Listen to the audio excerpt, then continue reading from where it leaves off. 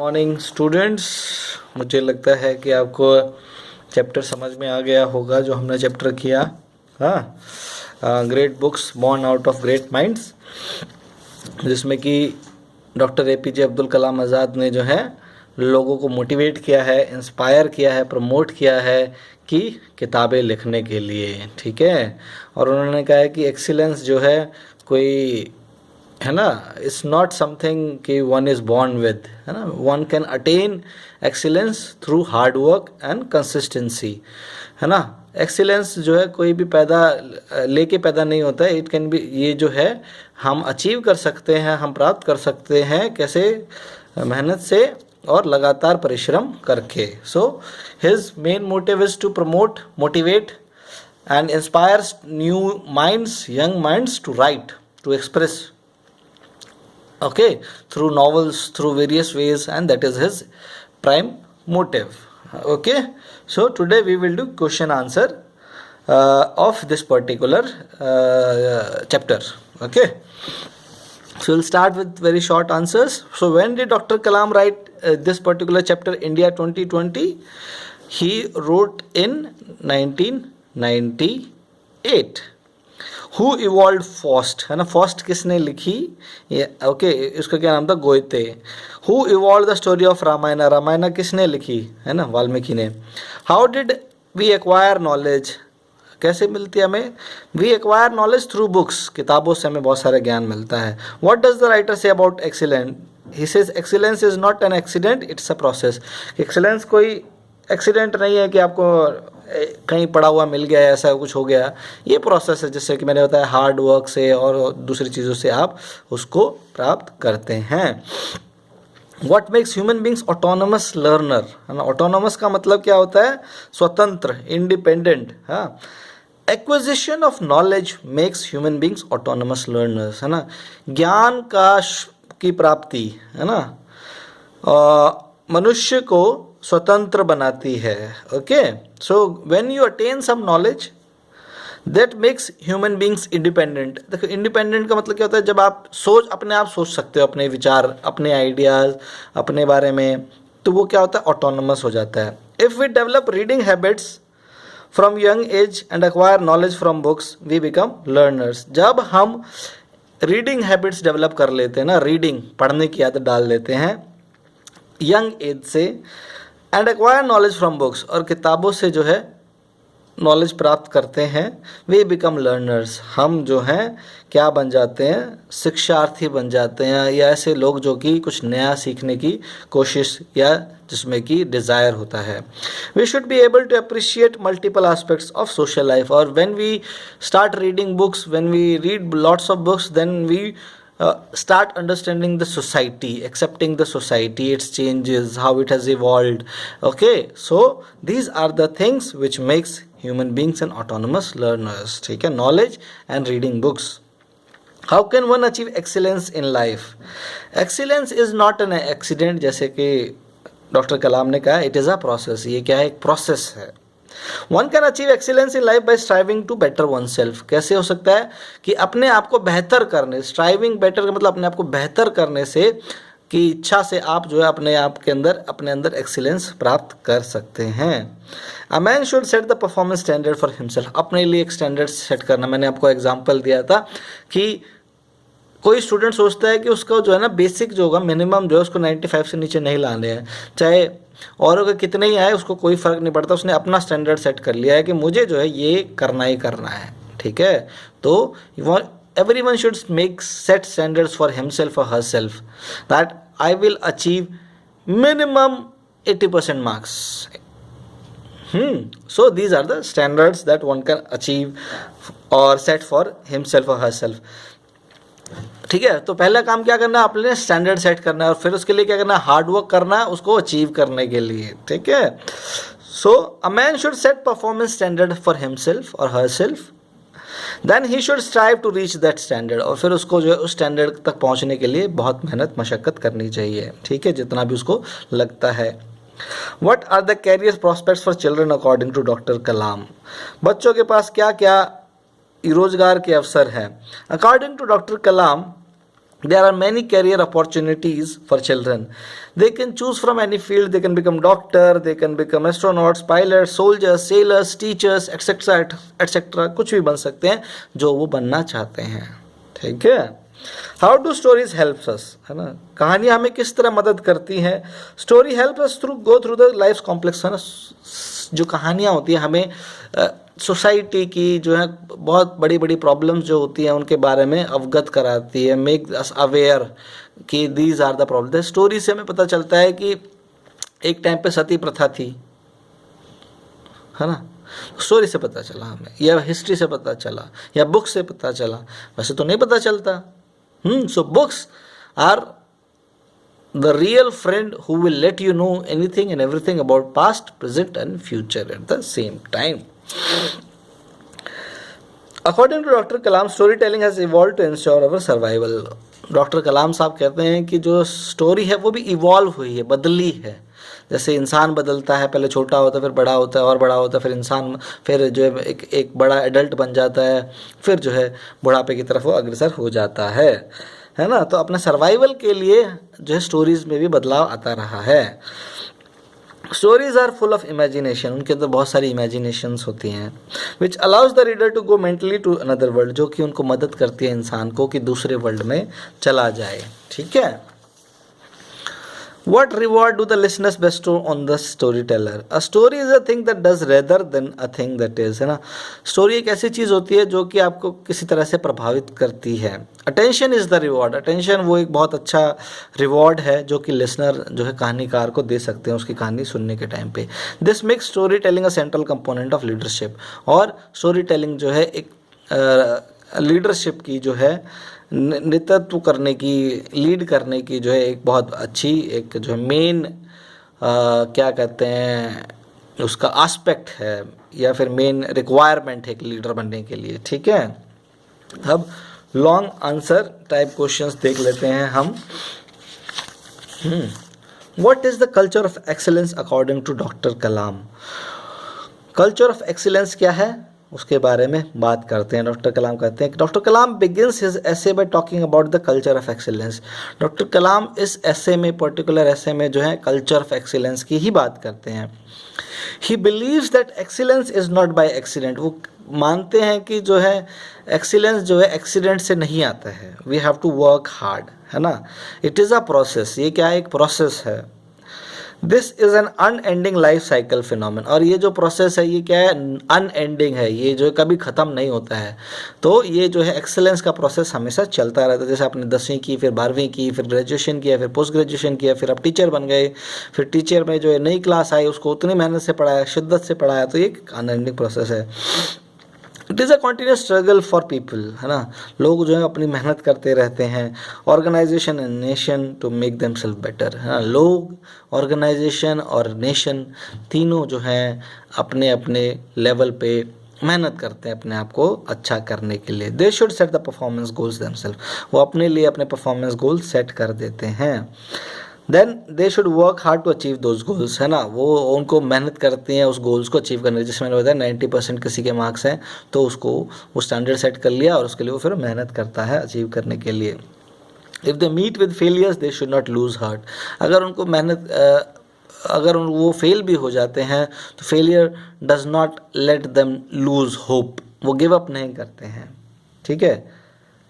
Achieving higher standard should be the aim of their life. वो उनका जो M क्या होना चाहिए कि जो है मेहनत करके अपनी ज़िंदगी में आगे बढ़ें. This is the culture of excellence. ये क्या है, कल्चर ऑफ एक्सीलेंस है.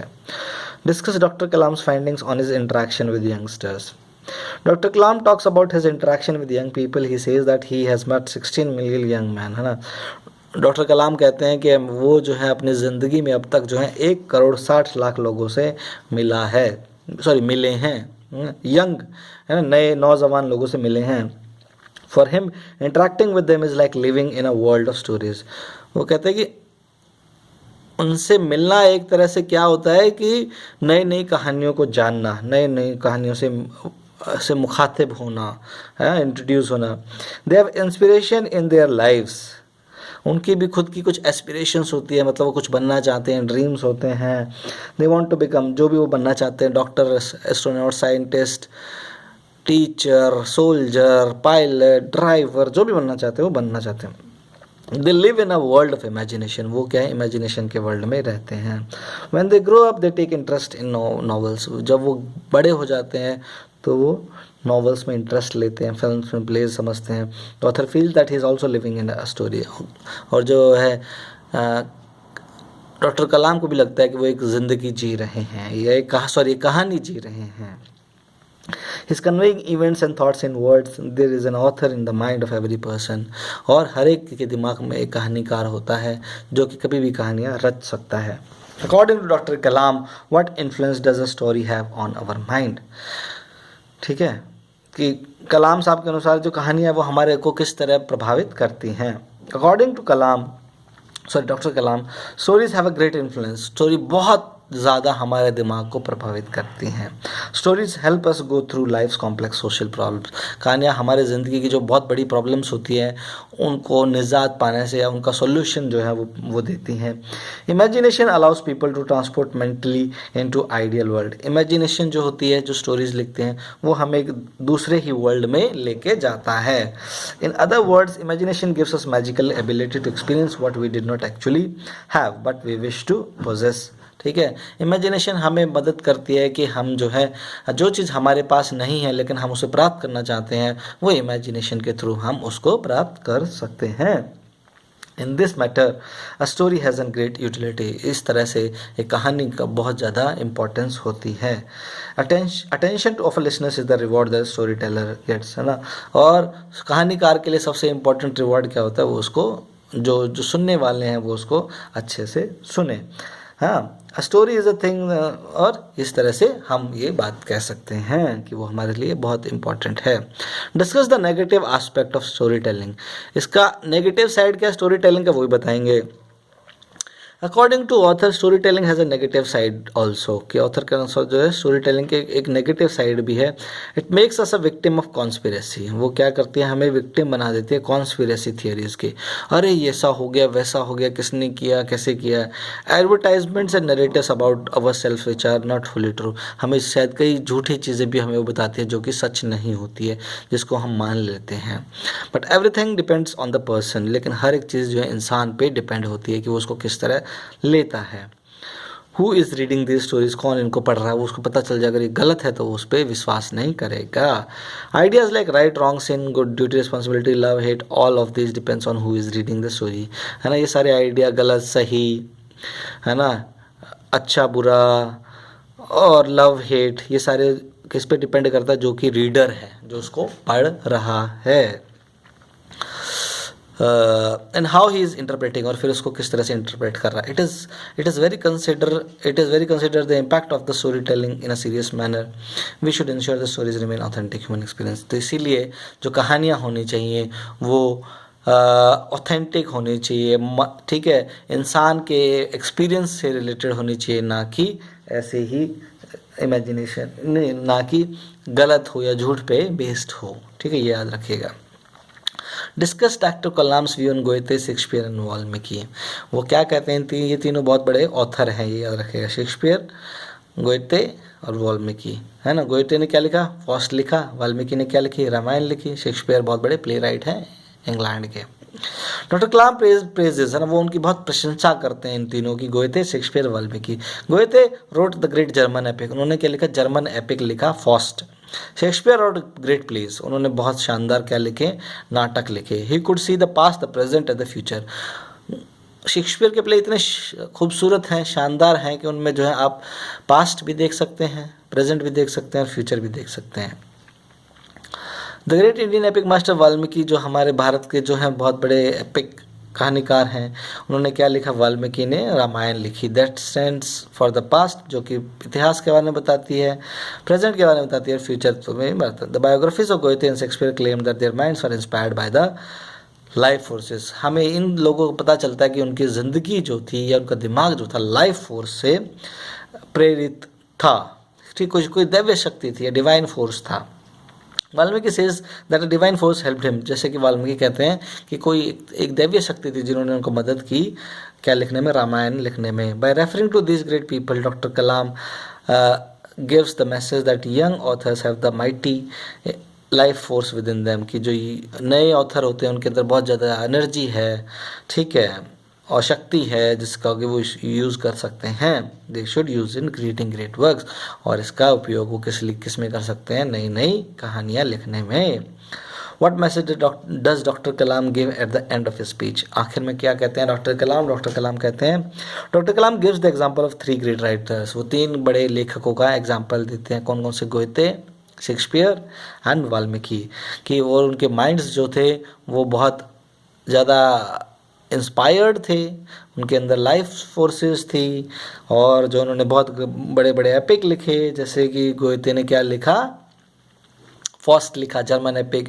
वाल्मीकि ने क्या लिखा? रामायण लिखी. शेक्सपियर ने क्या लिखा? बहुत सारे नाटक लिखे. सो इसी तरह से उन्होंने बहुत कुछ लिखा, और इनसे लिखने से क्या हो गया, उन्होंने कुछ कुछ मैसेज भी अपनी किताबों के थ्रू, अपने प्लेस के थ्रू दिए. So they should concentrate on it and they should use it for their literary imagination. तो लोग जो हैं इन चीज़ों के, इन ऑथर को एज ए इंस्पिरेशन लेना चाहिए, और अपनी इमेजिनेशन का यूज़ करते हुए कुछ नया लिखने की कोशिश करनी चाहिए. This will help them. अगर वो ऐसा करेंगे तो कुछ नया लिख पाएंगे. ठीक है, अब हम जो है थोड़ा सा इंट्रोडक्शन ले लेते हैं अगले चैप्टर का, जो कि है हमारा प्लेइंग द इंग्लिश जेंटलमैन. ठीक है, अच्छा, प्लेइंग द इंग्लिश जेंटलमैन जो है एक चैप्टर 7 है, जो कि M.K. गांधी, मोहनदास करमचंद गांधी ने लिखा है. ओके, जिसको हम महात्मा गांधी के रूप में भी जानते हैं. सो इस आप मोहनदास करमचंद गांधी ऑथर के बारे में मैं क्या बताऊं, आप सबको पता ही होगा. उनको अलग अलग नामों से जाना जाता है. कोई उन्हें गांधी जी कहते हैं, कोई बापू कहते हैं, कोई महात्मा कहते हैं, कोई महात्मा गांधी कहते हैं. तो उनका जन्म जो है 1869 में हुआ एंड ही डाइड इन 1948. तो वो जो है बहुत बड़े लीडर रहे फ्रीडम स्ट्रगल के, स्वतंत्रता आंदोलन के इंडिया में, और he fought very hard against the Britishers. और वो जो है इंडियन नेशनल कांग्रेस में भी उन्होंने एक बहुत इम्पोर्टेंट रोल प्ले किया, और उन्होंने बहुत सारे जो है प्रोटेस्ट किए, है ना. जैसे अभी किसान का प्रोटेस्ट चल रहा है, उसी तरह उन्होंने बहुत सारे प्रोटेस्ट किए, और उन्होंने जो है लोगों के लिए बहुत सारे, उनकी सेल्फ रिस्पेक्ट के लिए काम किया.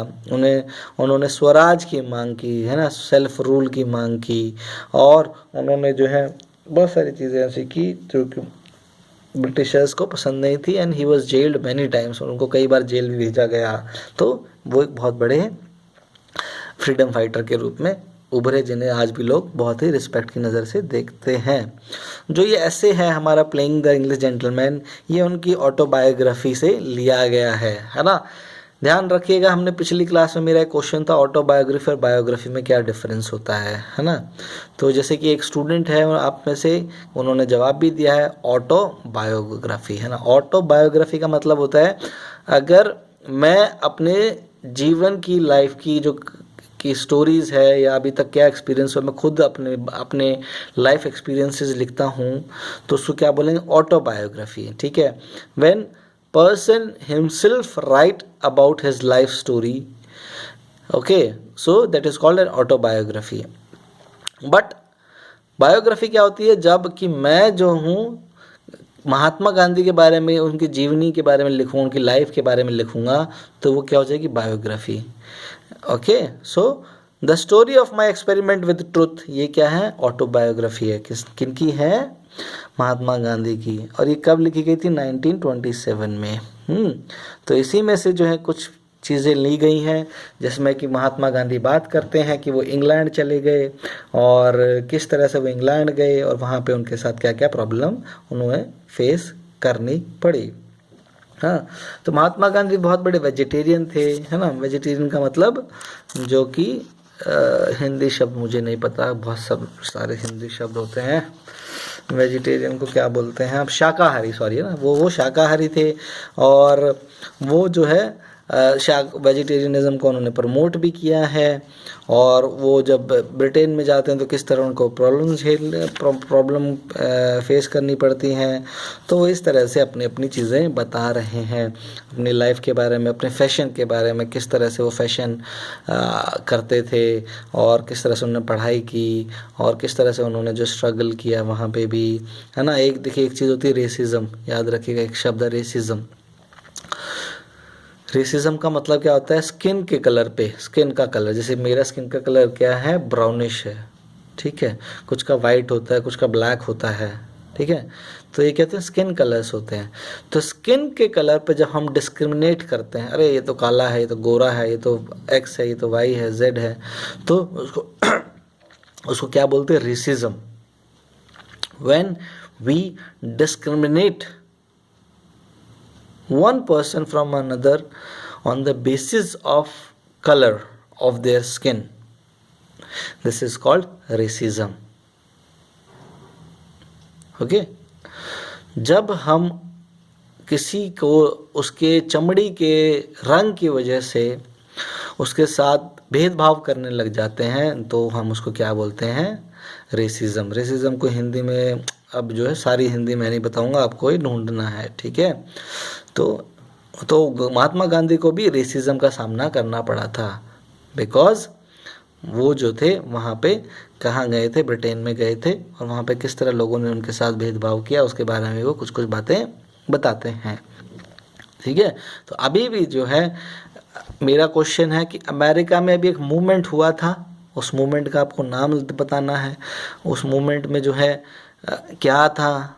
हाँ, तो अभी अमेरिका में एक मूवमेंट हुआ था जिसमें कि रेसिज्म के अगेंस्ट बहुत सारे ब्लैक लोगों ने फाइट किया था अमेरिका में। तो उस मूवमेंट का आपको नाम बताना है और वो मूवमेंट क्यों हुआ ये बताना है, ठीक है। ये बहुत इंपॉर्टेंट है, थोड़ा रिसर्च कीजिएगा, थोड़ा सर्च कीजिएगा, and you have to tell me about कि अमेरिका में, यूनाइटेड स्टेट्स ऑफ अमेरिका में एक मूवमेंट हुआ था पिछले शायद 3 महीने पहले या 4 महीने पहले, और उस मूवमेंट में ब्लैक जो थे वहाँ की कम्युनिटी ने प्रोटेस्ट किया था, किसके अगेंस्ट क्या हुआ था ये आपको बताना है, ठीक है। और आप पढ़ते रहिए, कुछ भी क्वेश्चन है वो पूछते रहिए। आप जितना ज़्यादा क्वेश्चंस पूछेंगे उतना ज़्यादा जो है आपको चीज़ें समझ में आएंगी, आपको क्लैरिटी मिलेगी। If you don't ask questions then you will only be imitating your my self और just grabbing the or grasping the answers. So I urge you once again to ask questions, to ask your problems, confusions at the same time. Okay, thank you.